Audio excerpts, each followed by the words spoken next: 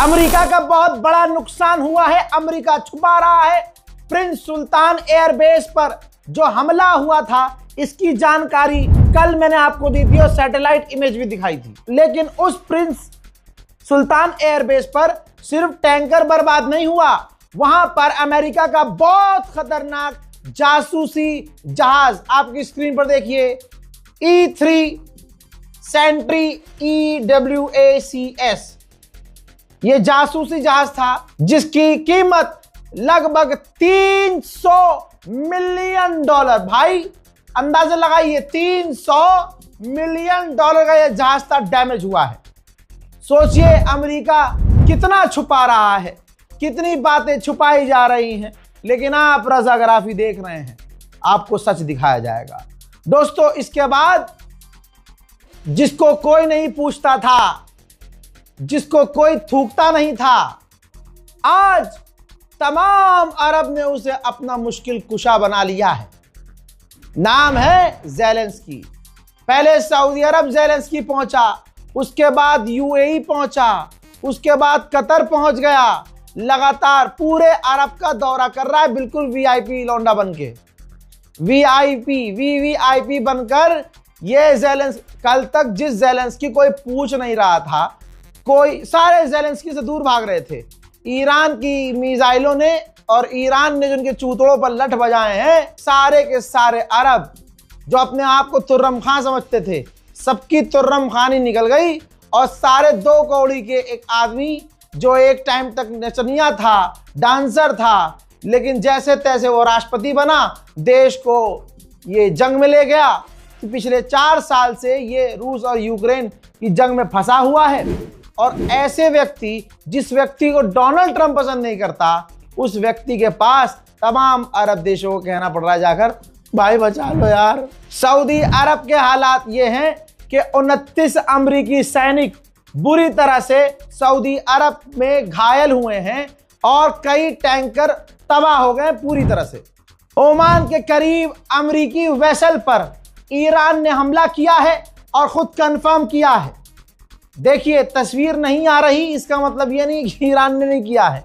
तस्वीर आएगी, लेकिन बाद में जैसे ही आएगी मैं आपको दिखा दूंगा। उधर युगांडू के जनरल ने कहा है 2 हफ्ते में तेहरान पर कब्जा कर सकते हैं, 2 हफ्ते में। कौन कह रहा है? युगांडू।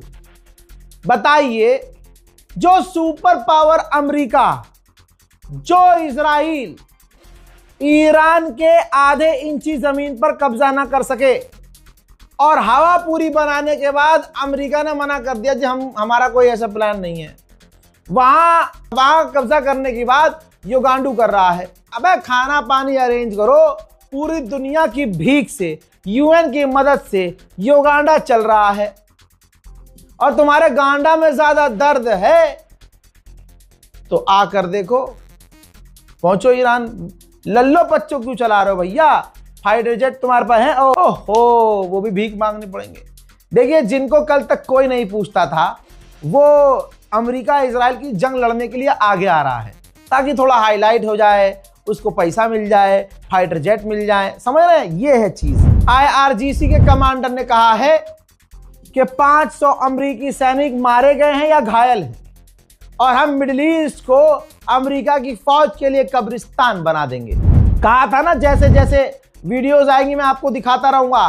कुवैत के एयरपोर्ट को ईरान ने धुआं कर दिया। हस्बी अल्लाह व निअमल वकील, हत्ता المطر والخير والغيم نعمة ربي اللي احنا ننتظره لوثوه لنا الدخان الحريق. حسبي الله ونعم الوكيل عليهم، لوثوا سماء الكويت، ما خلونا حتى نستمتع بنعمة ربي. والله اليوم حتى المطر فيه سواد. हजरात, ईरान के ऊपर तमाम शैतानी काम किए जा रहे हैं अमेरिका के द्वारा। अब अमेरिका हवा से ईरान में लैंड माइन गिरा रहा है। ऊपर से कोई चीज आ रही है, एक टिफन जैसी चीज जमीन पे गिर जा रही है। अब उसका प्लान यह है कि जब आम लोग वहां से गुजरेंगे विस्फोट हो जाएगा। तो यानी अमेरिका और इजराइल के निशाने पर आम लोग हैं। 175 जो लड़कियां मारी हैं उन्होंने जान कर मारी। मैंने सुबह सुबह आपको बताया था कि ईरान की यूनिवर्सिटी पर हमला किया गया है। उस वक्त मैंने आपको तस्वीर दिखाई थी, लेकिन अब मैं आपको दिन की तस्वीर दिखा रहा हूं। ध्यान से देखिए, टेक्नोलॉजी IUST, जी हाँ, जो टारगेट की गई है, जो इंजीनियरिंग कॉलेज था, साइंस यूनिवर्सिटी थी, उसको पूरी तरह से तबाह कर दिया है अमेरिका और इजराइल ने। यानी एजुकेशन सिस्टम से ही दिक्कत है। अमेरिका इजराइल कभी नहीं चाहते कि आप पढ़ें लिखें और अमेरिका और इजराइल को टक्कर दें। उधर आबू धाबी में, जी हाँ, आबू धाबी में मिसाइल गिरी और मिसाइल गिरने की वजह से 6 लोग बुरी तरह से घायल। अमेरिका के लिए झटका यह है, जो रिपब्लिकन डोनाल्ड ट्रंप को सपोर्ट कर रहे थे इस जंग में, अब वो भी सपोर्ट नहीं कर रहे हैं। डोनाल्ड ट्रंप पूरी तरह से अकेला पड़ता हुआ नजर आ रहा। फाइनेंशियल टाइम्स ने क्या लिखा है, आप अगर पढ़ सकते हैं तो पढ़ लीजिए। डोनाल्ड ट्रंप की जंग यूएस इकोनॉमी को तगड़ा नुकसान दे रही है। हज़ार भारत के 2 और टैंकरों को ईरान ने अलाउ किया है। अलाउ, हमने मांगा है कि भैया जाने दो, तो ईरान ने अलाउ किया है।